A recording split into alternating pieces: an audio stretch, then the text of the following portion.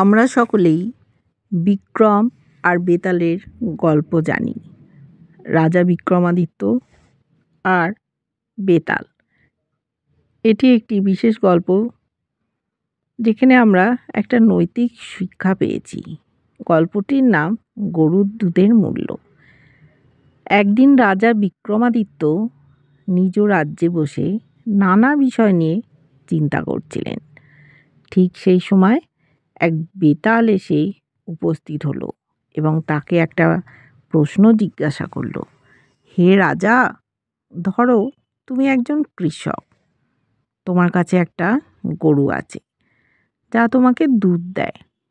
তুমি কি সেই দুধ বিক্রি করবে নাকি নিজে খাবে?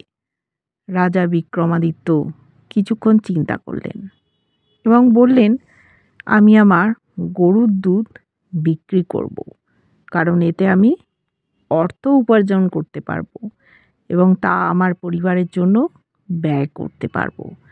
বেতাল হাসল এবং বলল, সঠিক উত্তর।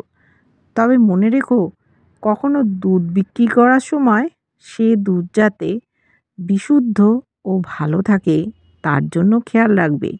যেমন একজন রাজা তার প্রজাদের সুরক্ষার দায়িত্ব পালন করে, তেমনি একজন কৃষকেরও দায়িত্ব সে শুদ্ধ ও খাঁটি দুধ বিক্রি করে করবে। এরপর বেতাল উড়ে চলে গেল। রাজা বিক্রমাদিত্য এই শিক্ষাটা তার জীবনে মেনে চললেন এবং তার রাজ্যের প্রজাদের সব সময় শুদ্ধ ও নিরপেক্ষ বিচার করার জন্য উদ্বুদ্ধ করলেন। আমরা কি নৈতিক শিক্ষা পেলাম? সততা ও শুদ্ধতার মূল্য।